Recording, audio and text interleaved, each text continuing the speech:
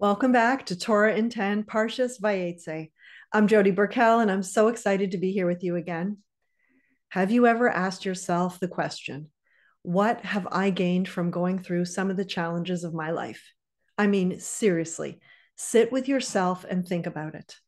I've done this and wrestled with it, but my answer was such an aha moment for me.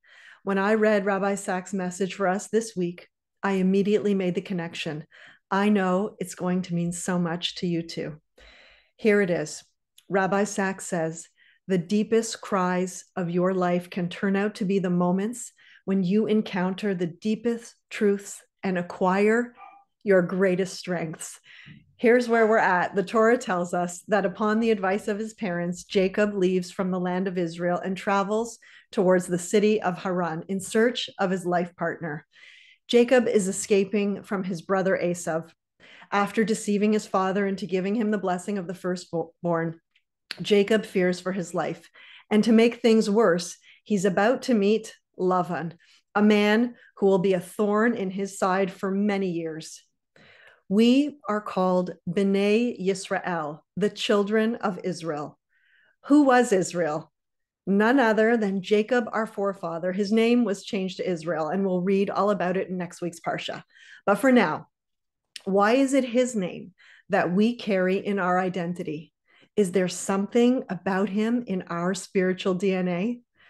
Who was Jacob? Says Rabbi Sachs, Jacob was the man whose deepest spiritual encounters happened when he was on a journey, alone and afraid, in the middle of the night, running from one danger to another. Yet, it is in these very moments of fear and uncertainty that he has spiritual encounters, aha moments, that none of the other forefathers and even Moses had gone through. Even before I began seriously learning Torah, I was vaguely familiar with the concept of Jacob's ladder. I didn't know what it meant or its significance, but it seemed to reach across religious and non-religious lines. And the question is, why?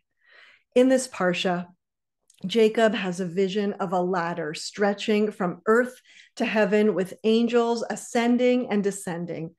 The concept of a ladder is a powerful metaphor in so many aspects of life. We normally assume that the great spiritual encounters happen on a mountaintop or an ashram, a monastery, or a retreat, a place where our soul is at rest, where our mind and body is calm, disconnected from the rest of the world around us. But that is not Jacob, and that is not the only way to encounter God. Rabbi Sachs says that throughout Jewish history, our ancestors found God in dark and lonely places. And he says that sometimes when we feel we are most alone, we discover that we are not alone at all. This is the gift of Jacob, the man who found God in the heart of darkness.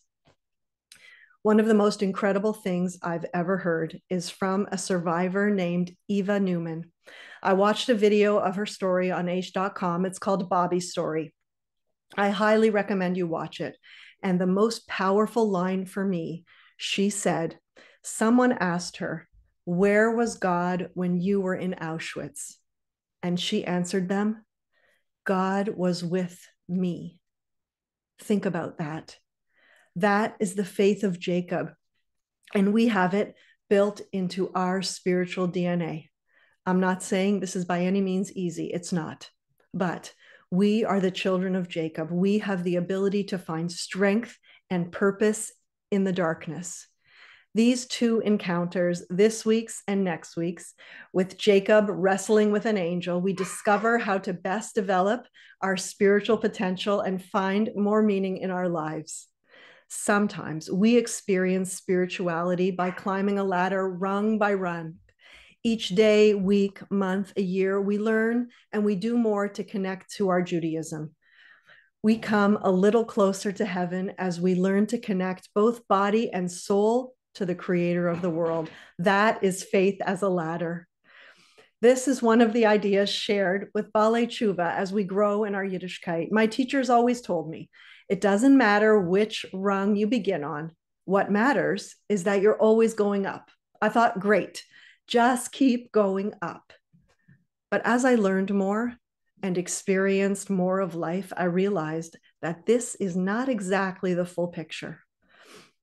Later, many years later, I learned from Neely Cousins that she too was always teaching people this idea. What matters is that you're always going up, growing. And it's true. But she said there are times in our lives that we're not going up. We go through something, and perhaps during these times, we take a few steps back. Does that mean we're off the ladder, not growing? Because if God runs the world, which he does, then the challenges he sends us, the ones that might stop us in our tracks, are also meant to help us grow. Because growth doesn't look one way. So, what I've learned over the years is that as we climb the ladder of life, there will be times when we're going up, and there are times when we might take a few steps down or just stand still.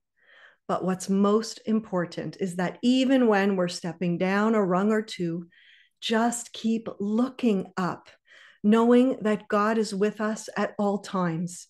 And this too will help us climb even higher. This is the gift of Jacob, that out of the depths, we can reach the highest heights. The deepest challenges of our lives can turn out to be the moments when we experience the deepest truths and acquire our greatest strengths. Personally, I would not be who I am today without the struggles I have had in my life. If you think about it, I know you will see this in your own life too.